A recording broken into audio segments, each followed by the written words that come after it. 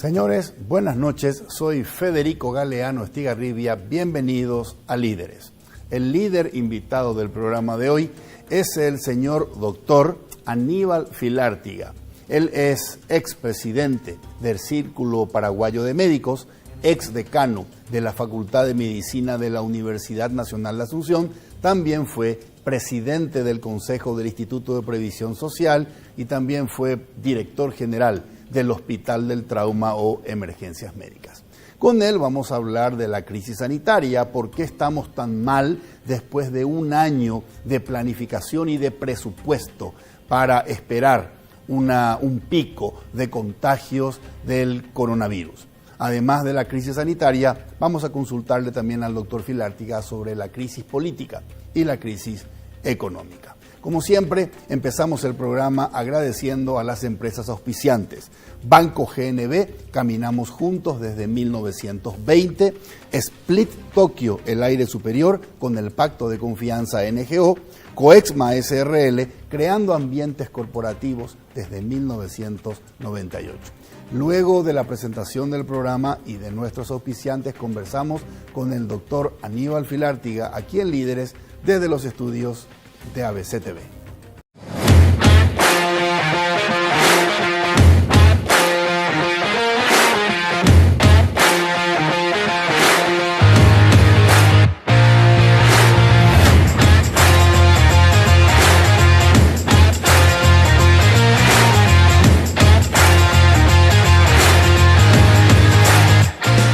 Líderes es presentado por Banco GNB, caminamos juntos desde 1920. Split Tokio, el aire superior, con el Pacto de Confianza NGO. Coexma SRL, creando ambientes corporativos desde 1998. Todo empieza con un paso, o con una simple idea que imagina el futuro, o con un saludo que transmite confianza. Y por eso, hoy iniciamos nuestro camino para convertirnos en el mejor banco del Paraguay, porque somos herederos de una gran historia, con raíces sólidas, que siguen creciendo gracias al compromiso de seguir caminando juntos, paso a paso. Banco GNB, caminamos juntos desde 1920. Este Split no viene del futuro, pero parece. Su poderoso motor de 4 velocidades lleva el aire más lejos con la función iClean, que elimina restos de agua del evaporador, y iFeel para mayor confort. Frío en menos tiempo, aire más limpio. Algunos dirán que este Split tiene aires de superioridad, y tienen razón. Split Tokyo Extends, el aire superior.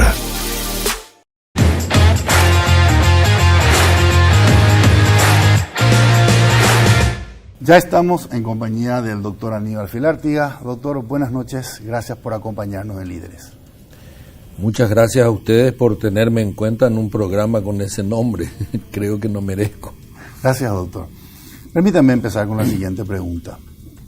Más de, o casi, mejor dicho, 4.000 muertos, hospitales al tope de su capacidad.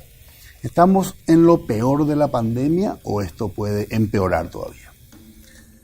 Bueno, la primera aclaración que debo hacer es que yo no soy epidemiólogo, soy cirujano.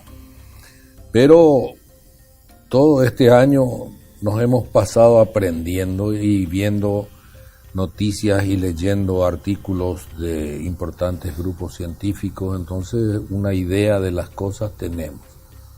Y lo primero que se me ocurre como respuesta es que hay una incertidumbre mundial. Esa es la palabra con la que yo defino todo esto, porque todos los días aprendemos algo nuevo, todos los días hay una mutación, todos los días hay una variedad o una cepa nueva. En Europa, con todos los medios que tienen, yo veo noticiero francés todos los días, están tan abarrotados como nosotros y están en lo que ellos llaman la tercera ola. Así que predecir qué va a pasar en el Paraguay, si esto va a ser lo peor o si va a haber después un descenso y volver a retomar otra ola, es probable que los epidemiólogos más avesados puedan decir, pero la situación está fea y yo no creo que mejore a corto plazo. ¿Corto plazo a cuánto tiempo? Yo creo que vamos a vivir todavía todo este año y tal vez el año que viene con riesgos, con faltantes. La vacunación no va a llegar a toda la población en este año y a lo mejor el año que viene. Pero realmente estamos muy mal. Estamos cruzando los dedos y ojalá empiece a descender. Pero hay obviamente medidas que se toman y que son, yo creo que adecuadas, porque el aislamiento, a pesar del problema que genera económicamente, es ya casi una opción. Dicen que durante la pandemia de la gripe española, más gente murió de hambre que de gripe española. Y me temo que eso pueda llegar a pasar en un país como el nuestro, con tanta población rural, que a lo mejor no se va a contagiar, pero probablemente le va a faltar que comer, que ya le falta desde luego. Doctor, me dijo usted que en Europa están en la tercera ola. Así. ¿Y nosotros vamos por la segunda? Y no sabría interpretar, es probable que allá por agosto haya sido la primera, pero yo esos datos no manejo. Y hay gente que puede contestar con mucho más solvencia eso. Pero estamos, yo creo que en un segundo pico que es peor que el primero, largamente, ¿no? Correcto. Doctor, como ex director de un hospital, le quiero consultar, ¿qué hace un director cuando tiene cirugías programadas, pero todos sus quirófanos se están ocupando como salas de terapia? ¿Qué es la situación que está pasando ahora? En los hospitales, hay hospitales que son exclusivamente de COVID, en este momento no vamos a hablar de eso porque el manejo es otro, pero hay hospitales como el Hospital de Trauma o otros hospitales que el San Jorge, por ejemplo, que se dedican a cirugías normalmente. Sí. Hay que tener en cuenta que en los hospitales en todas las entradas se instaló en el mundo entero un sistema que se llama RAC, recepción, admisión y clasificación del enfermo. Con eso se le pone una tarjeta de un color, si es rojo es súper urgente, va directo a quirófano. Eso para aclarar antes. Si es amarillo puede esperar un poco, si es verde puede ir al consultorio, etcétera, ¿no? Es para establecer qué grado de urgencia hay, porque las emergencias que no se pueden postergar son la obstrucción respiratoria o el sangrado masivo. Son dos cosas que van a matar en los minutos que siguen. Okay. Pero todo lo otro, teóricamente, puede dar lugar a una serie de medidas, cambiar a aquel que estaba en terapia allá, ponerle en otro lado, no está tan grave, hacer un espacio y poder tal vez operar al paciente. Pero desde luego, si todas las salas de terapia todos los quirófanos están terapizados, como llamamos, no sé, las operaciones programadas desde luego se postergan. Esas son las que definitivamente una hernia o cálculo en la vesícula son cosas que hay que operar, pero si hay cosas más urgentes, obviamente hay que prestar atención a eso en primer lugar. Correcto. Doctor, ¿qué piensa usted cuando ve a través de los medios a gente que está llorando y suplicando por un lugar, una terapia para un familiar o por medicamentos? Y te voy a decir la verdad. Un eufemismo es decir lloro. Y la verdad es que puteo. porque es inadmisible y da un dolor terrible que ya lo viví en el hospital de clínica. Yo fui jefe de cirugía en el hospital de clínica y en esa época, en algunas épocas no había todos los medicamentos, se le pedía incluso hasta bisturí al paciente para operarle. Se le daba una lista: bisturí, gasa, hilo, etc. Y lo más triste de mi vida de médico fue comprobar cómo los familiares están pendientes. Y es un paciente grave al que operaste y te vas a verle todos los días a terapia, te preguntan los parientes cómo está y está estable, no tenés ninguna razón para decirle que está peor. Entonces vamos a seguir peleando. Bueno, ajata vender Cheroa. Se van, vuelven con 2-3 millones de guaraníes que en los próximos 2-3 días se les va. Okay. Y vos sabés por el olfato y la experiencia que ese paciente se va a morir en 10 o 15 días. Pero ¿qué autorización tengo yo para sentirme Dios y decirle no gasten más porque él se va a morir dentro de 15 días?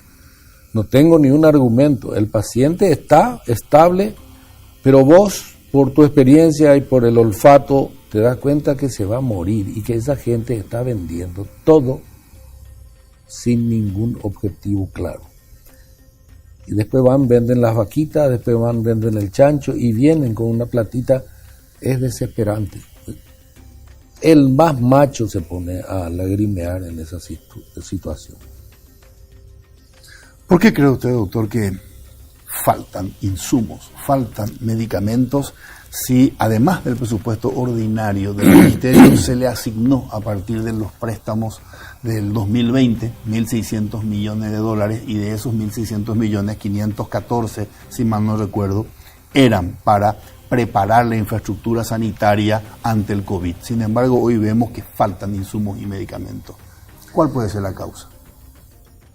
Evidentemente Salud hizo una estrategia a través de Sequera, Adriana Amarilla y otros epidemiólogos buenos que tiene, y con la anuencia de Mazzoleni, que yo creo que es, como médico, no hay reparos y que encontró buena la estrategia. Pero eran tan precipitados los sucesos que yo creo que hubo mala gestión. ¿Por qué? Porque no se previó, no se hizo una proyección. Yo te digo lo siguiente: dentro de un año vamos a hacer una fiesta en tu casa, vamos a hacer 1.000 personas. Entonces vos ya vas preparando. ¿De dónde voy a sacar las mesitas? ¿De dónde? Le voy a pedir silla a fulano, le voy a pedir esto a mengano. Pero tenés en mente que dentro de un año vas a recibir 1.000 personas en tu casa. Eso no pasó en Salud. Aún sabiendo cuál era la progresión, se debió decir: a este paso, en diciembre vamos a tener tantos pacientes en terapia. A este paso, en marzo vamos a tener 500 en terapia. Muy bien, entonces, ¿qué hacemos? Vamos a comprar 500 camas para terapia. Sí, pero no hay suficientes médicos y enfermeras. Tenemos un año para prepararle. Vamos a pedirle a los cardiólogos, a los clínicos, ¿quién quiere hacer un entrenamiento de 3 meses, 6 meses en terapia para que redoblen el grupo que ya está? Y lo mismo a los enfermeros. Ahora no todavía, que se preparen, pero dentro de un año vamos a necesitar 1.000 personas en terapia. Dentro de un año vamos a necesitar 500 camas en terapia. Y el atracurio y el midazolam, ¿cómo va a faltar ahora? ¿Por qué falta? Porque no se previó. Si yo te digo, dentro de un año vamos a hacer una fiesta en tu casa, vos vas a decir, bueno, vamos a calcular 2 personas o 3 personas por botella de vino. Vamos a calcular esto, vamos a calcular cuánto come el asado, cuántos kilos, lo que sea. Acá eso es lo que no se hizo.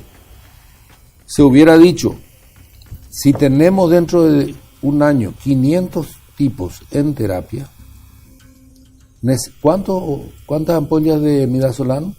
40 por día. Atracurio y tantas por día. Muy bien. Multiplicar por 500 y guardar. Eso no se hizo. Falta de previsión. Pero encima, lamentablemente, no estamos en Estocolmo, estamos en Asunción. Y la corrupción de los clásicos y tradicionales clanes familiares que devoran el presupuesto desde hace decenas de años, se metieron en la corrupción. Y ahí se produjo el obstáculo, el primer obstáculo. Incluso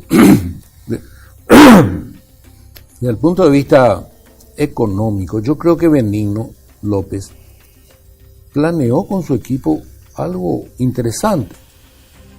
Según John Maynard Keynes, hay que aumentar el gasto público, aumentar obras públicas, que circule el dinero, y se previó más o menos eso. Pues se le dio plata, pequeña suma, etcétera, se aumentaron las obras públicas, pero cada obra pública fue un monumento a la corrupción. El puente ese es un adefesio. Y todas las obras que en este momento están haciéndose están cuestionadas. Y ahí enfrente en Chacoí, Heckler, el que era colaborador del presidente y que es muy amigo de él, está haciendo un barrio que es para faraones. ¿Y qué se hizo? Se le hizo un puente para que Chacoí se una a la costanera. ¿Y eso quién paga? El pueblo paraguayo. Y yo digo siempre, es una cachetada para el pueblo. Ahí al lado, a unos metros nomás, hay gente que come carne podrida de pescado y mandioca y cocido negro. Ok.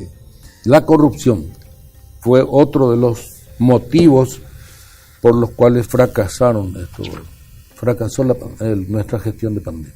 Ok, permítame, doctor, le quiero hacer una consulta. Usted dijo, si dentro de un año vamos a tener 500 personas en terapia y necesito 40 ampollas de atracurio o midazolam para cada uno de ellos por día. Multiplico por 500, multiplico por X días y ya me abastezco. O le digo a un laboratorio que empiece a producir acá. Correcto. Ahora, lo que le quiero consultar... Plata no faltaba. Le quiero consultar, doctor, y usted fue director de un hospital muy importante.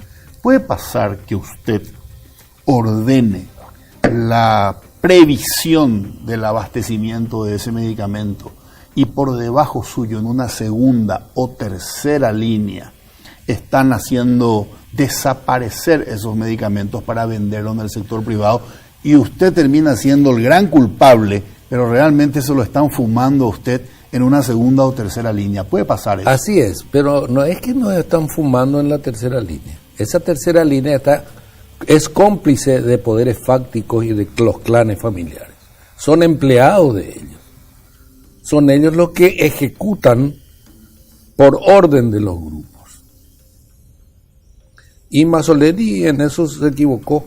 Él se rodeó de 2 o 3 amigos y creyó que iba a manejar fácilmente el ministerio. No sabía que era un monstruo eso. Yo le advertí, pero ese es un monstruo. Correcto. Doctor, en un medio de comunicación usted había dicho, hablando de vacunas, que el conseguir vacunas era un juego o una táctica geopolítica. Sí. Y quiero consultarle si usted cree que en este tablero de ajedrez de la geopolítica, Taiwán está enviando maletines con dinero a las autoridades paraguayas para no perder el apoyo, reconocimiento de Paraguay, lo que podría estar costándonos a nosotros vacunas que podríamos conseguir de China. Bueno, es compleja la respuesta porque Taiwán, no sé si ahora manda más maletines, pero tradicionalmente mandó maletines. Por eso Paraguay es el único que le sigue apoyando. Y eso le ha de costar unos buenos pesos a Taiwán. No sé si aumentaron o si tienen, y si siguen mandando. Sería irresponsable de mi parte decir, pero es de suponer que hay plata de por medio. Taiwán en realidad no se opone a que tengamos relaciones con China. Le conviene a Taiwán, porque al tener nosotros relaciones con China continental y con Taiwán, en realidad le estamos reconociendo a los dos, y al reconocer a los dos, Taiwán sale ganando. Deja de ser una isla de la China continental. Pero el problema está en China continental. China continental no quiere que tengamos y no quiere tener relaciones con nosotros mientras tengamos con Taiwán, porque es reconocer que Taiwán también es un país aparte. Es como si Concepción en este momento tuviera relaciones con el Brasil y nosotros, Paraguay, digamos, no queremos que tengan, porque eso es reconocerle a Concepción como un país. Y es lo que está pasando ahí.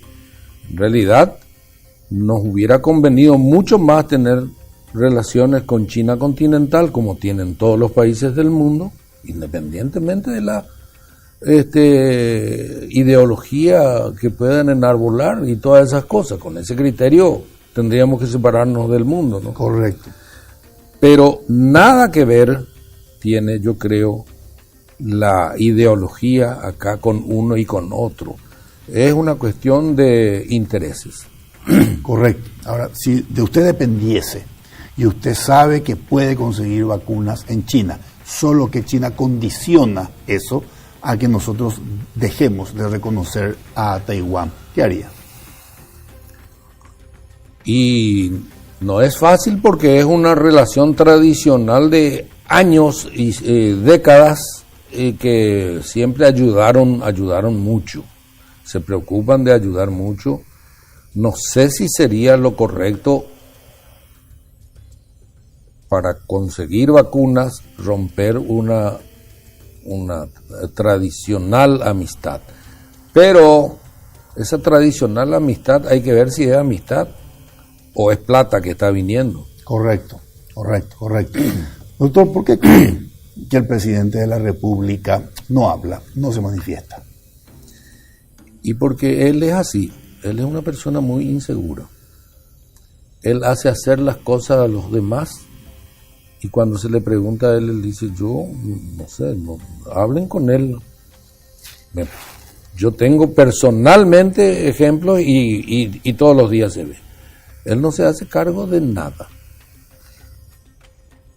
No se hace cargo de nada. Es inseguro, es inexperto, nunca manejó ni un kiosco de revistas. ¿Qué hizo él? Estudió, se fue a Estados Unidos.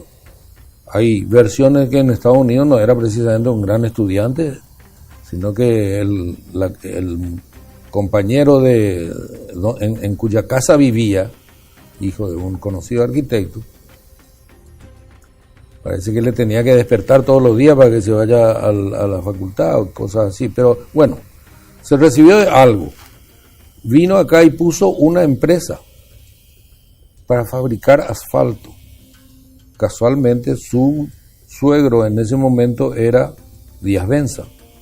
Entonces era una conexión fácil y Díaz Benza tenía seguramente mucha entrada también y licitaciones. Entonces él se acoplaba con su asfalto, digo yo, son suposiciones. Pero aparte de eso no se le conoce otra cosa. Después ya fue diputado, senador y presidente.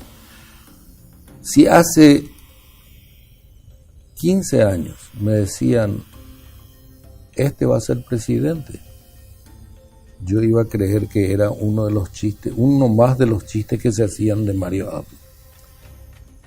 No podría concebir que los paraguayos, después de 30 años de transición, elijamos. Se le echa a Stroessner y resulta que 30 años después de la transición le tenemos al hijo del secretario servil del dictador. Entonces, quiere decir que algo nos está fallando en la cabeza. Ok. ¿Qué opina usted de las manifestaciones de corajudos y valientes jóvenes en la calle exigiendo la renuncia al presidente porque lo consideran responsable del desabastecimiento de medicamentos, de insumos y de falta de vacunas en Paraguay? Creo que son valientes, creo que tienen razón y lamentablemente hay sectores interesados que están metiendo gente o arreando gente para acoplarse a lo que inicialmente fue muy puro, para mí, así como yo veo. Correcto. Y aparte infiltrados que van para armar bochinche, eso ya no sé más quién los manda, si los atacar, los del gobierno o los otros para justificar después represiones, eso es muy difícil ya establecer. Pero las manifestaciones existen en todo el mundo. Francia, mayo del 68, cambió la vida del planeta en muchas cosas. De manera que las manifestaciones, el pueblo es el soberano. El pueblo es el que, no como acá, que parece que el soberano es el presidente y que somos todos esclavos nosotros. Y lo que él dice está bien. Buruvisharoga, así luego se llama. Eso no, ya no. En este momento no. El presidente es un empleado del pueblo. Ok, ¿qué quiere decir, doctor? Creo que ese grupo de jóvenes, más puro, antes del oportunismo, tienen razón. Y tienen razón porque ellos están quejándose por un Estado fallido. Nosotros estamos en un Estado fallido y todos tenemos que ser conscientes de eso y aceptar esa premisa. La evadimos, pero es un Estado fallido. ¿Por qué digo? Porque hay fracaso social y político. Porque el gobierno no está en condiciones de otorgar los mínimos servicios a la población como educación, salud, seguridad. Hay corrupción de una manera extraordinaria y hay un alto grado de criminalidad. Fíjese usted, la definición de la Real Academia Española parece estar hablando del gobierno del Paraguay, cuando dice Estado fallido. Correcto. Ahora, me acaba de decir usted, democracia, el poder lo tiene el pueblo y no unos soberanos y nosotros todos plebeyos. Ahora, si usted es presidente de la República, usted fue elegido con Mario Abdo Benítez, ganó con 1.200.000 votos, 100.000 votos más que la Alianza, año 2018. Usted tiene el voto del pueblo y en la calle hay 5.000 personas pidiéndole la renuncia. ¿Qué haría usted? Yo renuncio, porque en estas condiciones yo renuncio. ¿Por qué? Esas 5.000 personas representan a muchísimos otros que no tienen la posibilidad de hablar. Yo mismo me incluyo entre los que hablan. ¿Por qué vos hablas? ¿Vos querés algún cargo? ¿Querés postularte al Senado? No es así. Yo quiero ser médico. Pero ¿qué pasa? Si yo, que nací en un hogar decente, con padres buenos, pude estudiar, pude ir a la facultad, pude realizar mis sueños de médico, ir a Europa, especializarme, venir. Si la gente privilegiada como yo no habla y no dice las cosas que tiene que decir, ¿cómo va a decir ese pueblo que apenas come una mandioca o un cocido negro por día? O sus hijos se van llenos de lombrices caminando 5 kilómetros para llegar a una choza que es la escuela. Nosotros tenemos la obligación moral de decirlo. Y las redes también influyen. Ahora, el problema es que el temor para hablar es grande. Y no me diga, este ganó con 1.200.000, porque eso es una falacia.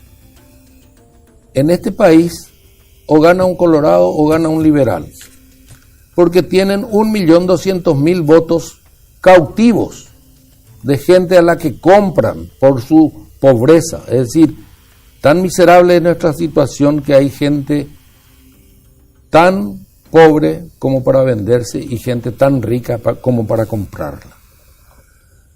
Y esa es la que va y vota por el Pato Donald si es que es candidato. Okay. Yo le traigo hoy a Mandela, le traigo hoy a Angela Merkel. ¿Cuántos votos va a tener en el Paraguay? 400.000. El de los soñadores, el de los que piensan y quieren un Paraguay mejor. El resto va a seguir votando como le dice el líder del lugar. Ok. Entonces, el que no me venga Abdo Benítez a decir yo gané porque tengo 1.200.000, no, ni él, ni Alegre, ni nadie pueden arguir una cosa así. Que le dejen votar, en todo caso, sería un absurdo, ¿no? Pero si votaran nada más que lo que ya tienen bachillerato, por lo menos, tal vez otro sería el resultado. Correcto. Me interesa mucho después volver a eso que mencionó respecto a cómo votamos como característica cultural nuestra, y por qué, lo que mencionó, 30 años después de la salida de Stroessner votamos a un estronista. Patinamos en el barro desde hace 30 años. Correcto. Me interesa volver después a ese tema, pero antes quiero hacer una pregunta. Doctor, usted había dicho que posiblemente al gobierno de Mario Abdo Benítez podríamos rotular como el más corrupto del mundo, y también había dicho que la gestión de este gobierno a partir de esta pandemia bien podría considerársele traición a la patria. ¿Cómo usted toma que la bancada de Honor Colorado liderada por Horacio Cartes le haya dado una mano y haya salvado del juicio político al gobierno del presidente Mario Abdo? Y es sencillo. En primer lugar, yo no sé si es el más corrupto del mundo, no sé si alguna vez dije, pero uno de los más corruptos de nuestra historia, sí, categóricamente. Y el más inútil también. Ni Lucho González en su gobierno creo que fracasó tanto, ni hubo tanta corrupción. Pero, yendo a la pregunta, ¿por qué Honor Colorado? Y son los juegos de la política. Games of Thrones. Esa es la verdad. Acá hay un juego de poderes. ¿Qué pasa? Si Cartes dice, no le podemos aguantar más a este tipo, vamos a hacerle el juicio político, queda como el segundo mariscal de la derrota que le echó al Partido Colorado. Le da una posibilidad al Frente Guazú y compañía que con Cachito Salomón, que no se sabe bien hacia dónde patea, tengan el poder. No estoy haciendo ningún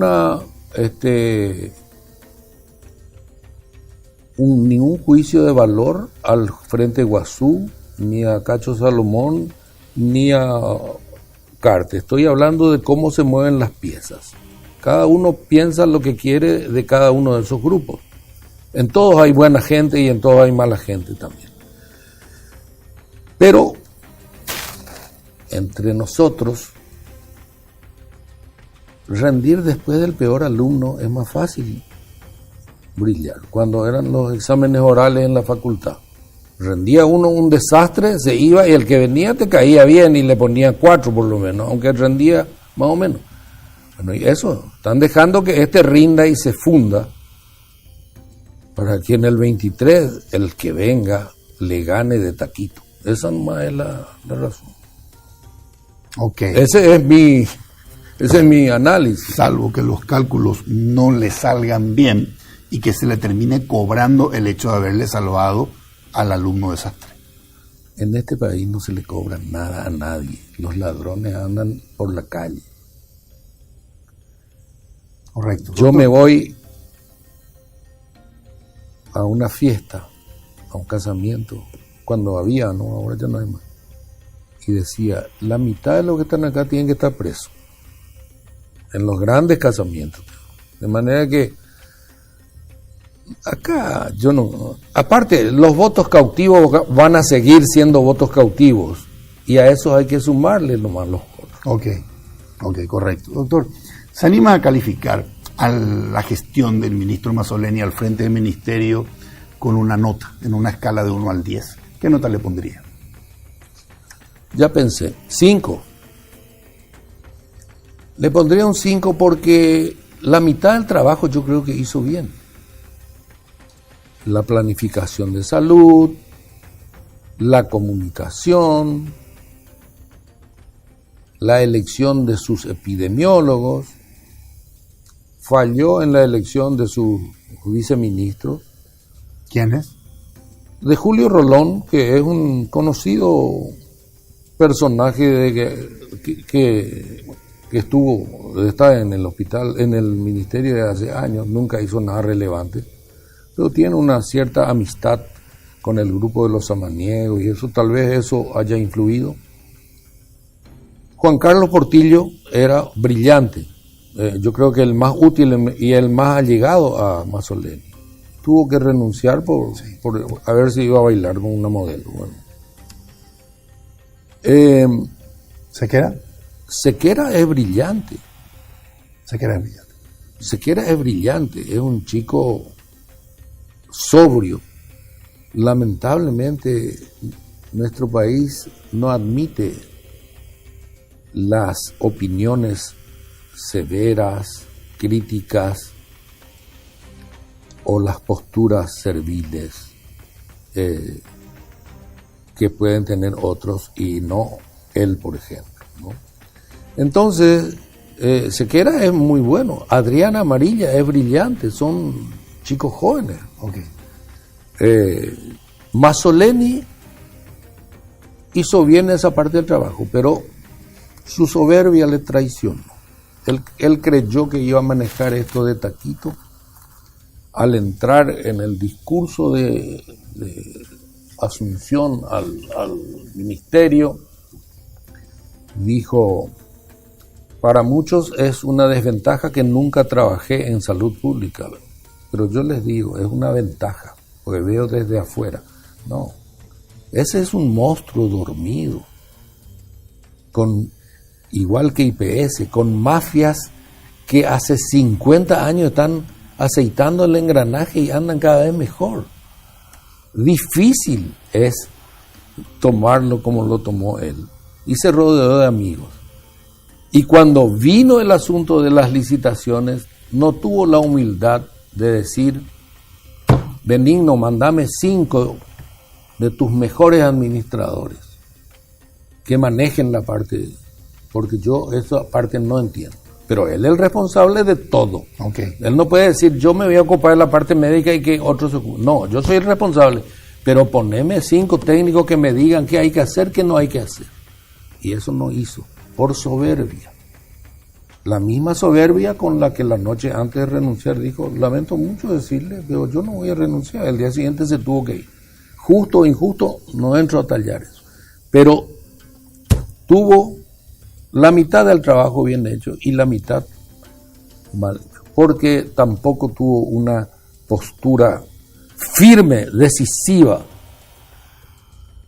que demuestre a la ciudadanía que él es un tipo honesto y buen ministro, cuando la cuestión de la corrupción de los insumos chinos.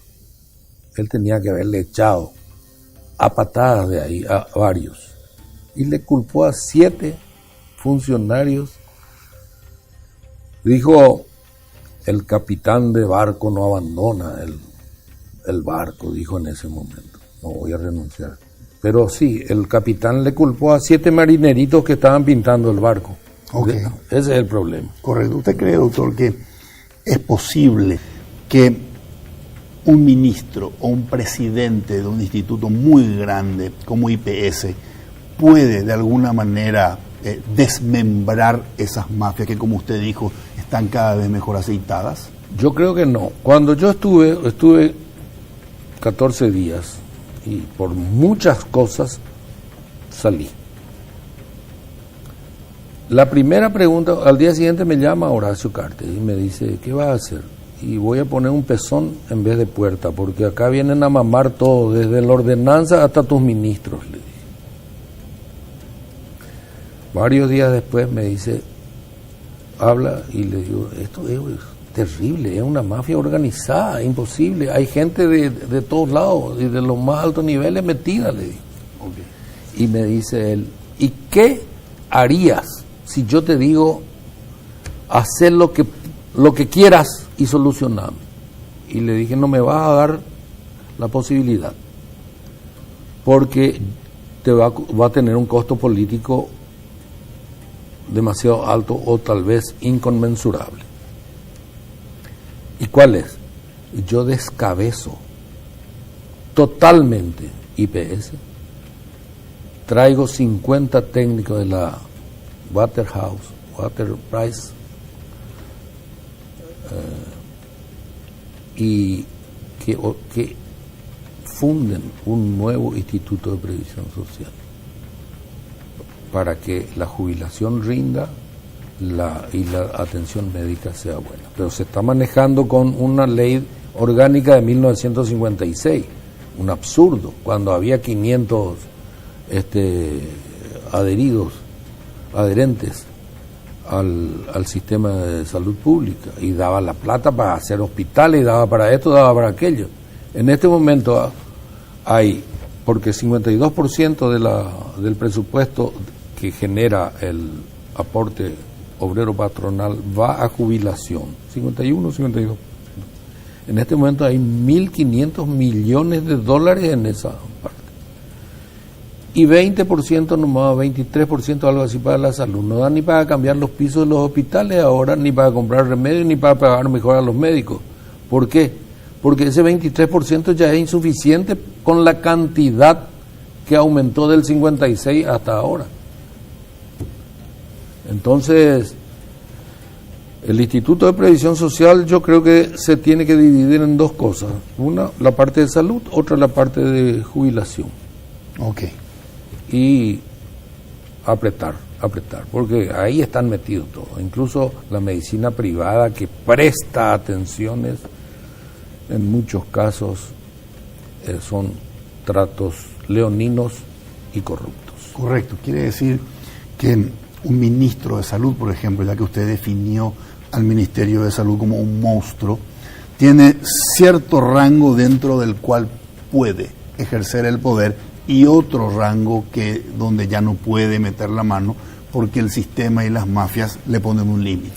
Y sí, son ya tradicionales los movimientos, y no sería raro que algún ministro se haya adaptado a eso para tocar también de paso un poquitito.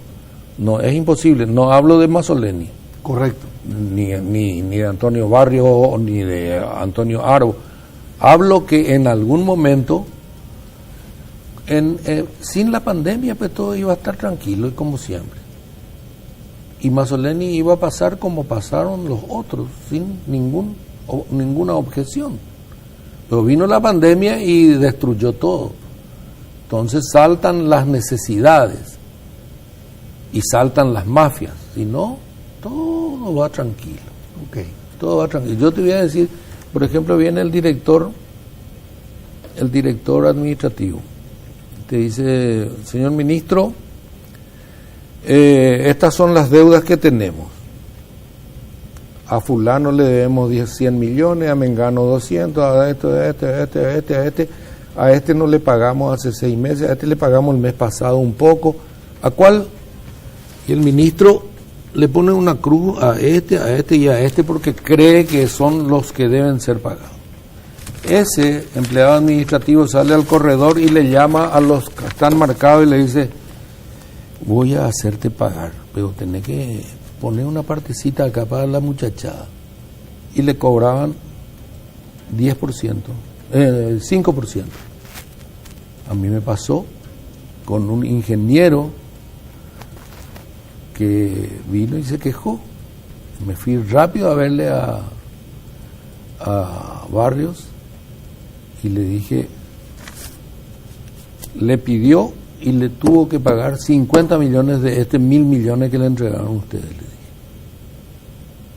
¿Y qué respuesta tuvo? Son cosas que suceden, es imposible estar en todo, me dijo. Y probablemente él no tenía nada que ver, pero él marcó lo que honestamente había que pagar, porque hacía rato que no se le pagaba, o porque la deuda ya estaba muy alta, o por alguna razón le traen una lista y no hay suficiente para pagar a todos. Hacienda nos transfirió 300 millones de guaraníes, ¿qué hacemos? Y vamos a pagarle a este y a este. Después el funcionario nomás sale en el pasillo y le llama y le dice, si paga un 5% para la muchachada, voy a convencerle al ministro para que ya se te pague. Y ya está convencido, pues ya tiene la marca.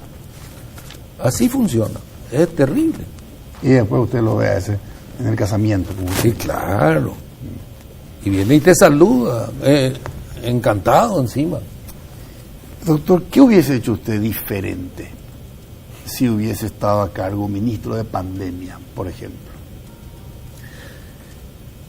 Y sería muy vanidoso de mi parte decir yo haría tal cosa, porque con el diario del lunes ya se sabe lo que pudo haberse hecho y no hacer. No sé, yo creo que todos nos hubiéramos asustado de estar en ese cargo en ese momento. Correcto. Doctor, quiero ahora sí volver al punto que usted comentó, ¿verdad? ¿Qué tenemos en la cabeza para votar tan mal como votamos? Y quiero preguntarle si los paraguayos somos mejor que esto que nos está pasando. ¿Somos mejor y no nos merecemos lo que nos está pasando? ¿O en realidad lo que nos está pasando es el reflejo de lo que somos? Porque les culpamos a los políticos, les culpamos a los jueces vendidos, mafiosos, corruptos, pero nosotros votamos a esos políticos. ¿Es un problema de que ellos son los malos que nos perjudican o es un chivo expiatorio en quien nosotros ponemos la culpa, pero en realidad somos nosotros los que votamos con los pies, como usted dice? ¿Quién iba a pensar que este pueblo, que tanto pidió libertad, después terminaba votando a un estronista? Le repito la pregunta, ¿somos mejor que esto los paraguayos y no nos merecemos esto? Yo creo que somos mucho mejor, pero lamentablemente tenemos un 60% de analfabetismo fácilmente. Y analfabetos funcionales sí que hasta en el Senado y en diputados. Así que si contamos eso también no terminamos más. Entonces, lo que ocurre es que ese pueblo que tiene buenos sentimientos, porque me va a decir que el campesino que está labrando allá la chacra está pensando en hacer alguna mafia o lo que sea. El paraguayo en general es pacífico y es resignado. Yo a veces pienso que hasta la educación jesuítica que recibieron en muchos siglos pudo haber influido porque fueron educados por el miedo. Se le hacía temer a Dios. Habían túneles para aparecerle en lugares diferentes a los indios. Entonces creían que ellos eran unos pobres lacayos y los otros eran enviados de Dios. Y yo no sé si esos sentimientos persisten, pero alguna cosa genética debe haber porque el paraguayo es demasiado resignado ya. Yo creo que es bueno y que va a votar porque le dicen, bueno, te joven, y le dan un 50.000 y le dan una botellita de caña y le convencen y tiene que andar bien luego con el intendente porque si no iba a ir al aporte. Entonces tenemos que adaptarnos, pero indudablemente los malos son los 4 o 5 clanes o grupos de poderosos que dirigen el país. Algunos económicos, otros políticos, lo que sea, pero son grupos, son poderes fácticos que manejan todo el país y no podemos contra ellos. Y ellos hacen que se ganen las elecciones o se pierda. Ok. Ahora, esto que está ocurriendo, mucha gente que está disconforme, jóvenes, valientes que salen a la calle a tratar de hacer valer sus derechos de menos corrupción y de mejor gestión, ¿le parece a usted que puede ser una luz de esperanza y que aquí haya un punto de inflexión a partir del cual dejemos de votar con los pies y empecemos a pensar en elegir a alguien que pueda cambiar esto? No, yo soy muy pesimista en ese sentido. ¿Por qué, doctor? Y porque el cambio va a ser muy lento, porque no hay educación. Tiene que mejorar la educación, tiene que mejorar la salud, el trabajo, las condiciones de trabajo con vacaciones y compañía, los derechos que no tuvo nunca el ciudadano paraguayo, o un grupo muy pequeño el que tiene. Esas son las condiciones básicas para que un individuo se convierta en un ser pensante que pueda determinar el bien y el mal y pueda decir voto por este o voto por aquel. Sin esas condiciones mínimas, cuando tenés que ir a matar el chancho del vecino para comer esta noche porque no tenés y tus hijos están muertos de hambre, ¿qué te va a importar si hay democracia o no? Y otro grave problema para nuestras democracias son los partidos políticos. Tal vez en el concepto mundial de partidos políticos, los partidos políticos son necesarios para la democracia. En nuestro país son un obstáculo. Son nidos de sinvergüenzas que se aferran a esos cargos. A veces es nada más que un matrimonio el dueño del partido y cobran una barbaridad de subsidio. Un partido con 100.000 votos tiene 17.000 por voto, 1.700 millones de guaraníes por año. No te digo el Colorado, el liberal. Correcto. Y no hacen nada, porque si formaran 5 líderes por cada periodo, tendríamos una playa de 20 personas entrenadas en el extranjero, en Francia, en Estados Unidos, Brasil, Argentina, que pueden servir para ser presidente, pueden servir para ser ministros. En Francia yo siempre cito la ENA, Escuela Nacional de Administración. Por ahí pasaron todos los que fueron presidentes de Francia, salvo De Gaulle, que por razones de la guerra y el éxito y la gloria llegó y fue un gran presidente también. Pero los otros pasan todo por ahí. Es una escuela durante 6 años, te enseñan a hacer todo. Ok. Te enseñan desde planes de vacunas hasta aranceles aduaneros. Vos podés, al salir de ahí, ser ministro de Obras Públicas, de Salud, de lo que sea. Y el ENA forma estadistas. Y a los que salen del ENA le llaman enarcas. Ese es un ejemplo. En Estados Unidos, Brasil, Argentina debe haber escuelas así importantes desde el punto de vista de la formación de líderes, y no. Esos 30% que la ley dice que del subsidio tienen que destinar a la formación de capacitación o formación de líderes, no pasa nada. No pasa nada, hacen unos cursillos carapé por ir para Caraí, San Bernardino, por ahí, y con eso justifican y terminó el asunto. No forman líderes. Doctor, yo tengo que ir a una pausa, pero antes de ir a la pausa le quiero hacer una pregunta y me la responde cuando regresamos. Sí. Si hay alguna persona, me puede mencionar un nombre o varios nombres, que usted cree que puedan encarnar ese liderazgo de cambio y que puedan juntarnos a todos en contra de este sistema. Me responde a la vuelta de la pausa.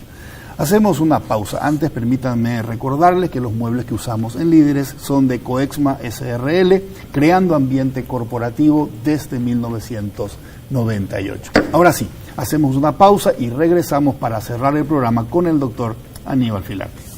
Todo empieza con un paso, o con una simple idea que imagina el futuro, o con un saludo que transmite confianza. Y por eso, hoy iniciamos nuestro camino para convertirnos en el mejor banco del Paraguay, porque somos herederos de una gran historia, con raíces sólidas, que siguen creciendo gracias al compromiso de seguir caminando juntos, paso a paso. Banco GNB, caminamos juntos desde 1920. Este split no viene del futuro, pero parece. Su poderoso motor de 4 velocidades lleva el aire más lejos con la función iClean que elimina restos de agua del evaporador y iFill para mayor confort. Frío en menos tiempo, aire más limpio. Algunos dirán que este split tiene aires de superioridad y tienen razón. Split Tokyo Extends, el aire superior.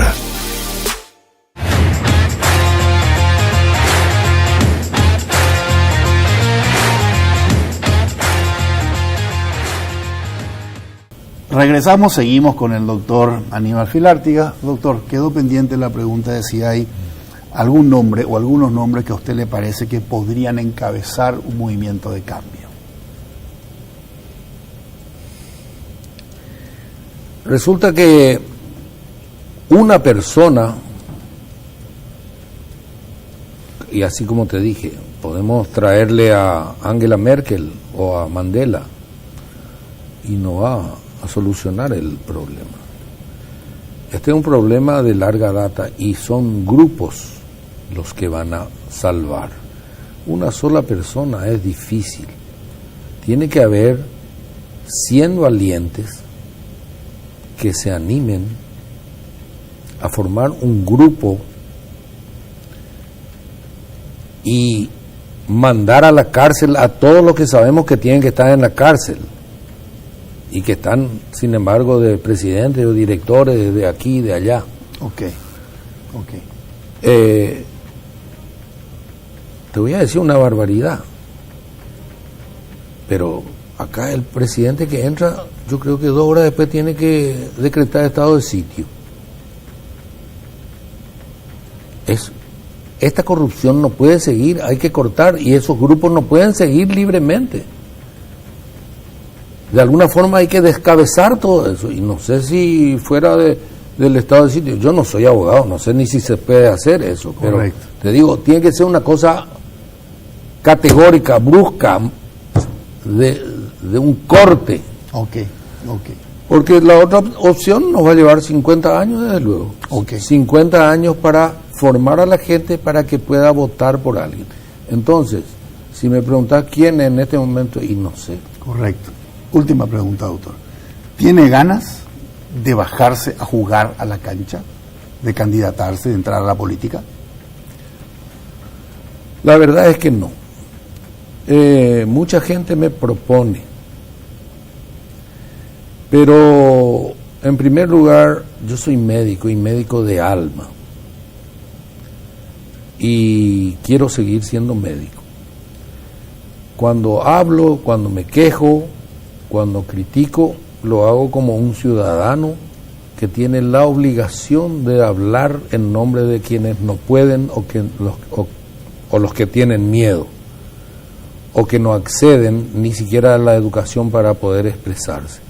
Si la gente como yo, que pudo nacer, digo de nuevo, en un hogar humilde pero sano mentalmente, padres buenos, que estudié, me fui a la escuela, a la facultad, pude realizar mis sueños y llegué a concretar todo lo que me propuse prácticamente, yo creo que tenemos la obligación, los que están en mi situación, de hablar, de criticar, porque somos los que tenemos cierto peso en la sociedad. Correcto. No precisamente para buscar un cargo. A mí no me interesa un cargo en el Senado, para ir a discutir estupideces todo el día mientras las cosas graves están pasando en otro lado. Perfecto, doctor, un gustazo haber conversado con usted, le agradezco mucho. No, para mí fue un verdadero placer también poder explayarme libremente, distendidamente y sobre todo ser invitado a un programa que se llama Líderes. No me considero un líder, pero muchas gracias. Gracias a usted, doctor. Soy Federico Galeano Estigarribia, esto fue Líderes, buenas noches. Líderes fue presentado por Banco GNB, caminamos juntos desde 1920. Split Tokyo, el aire superior con el pacto de confianza NGO. Coexma SRL, creando ambientes corporativos desde 1998.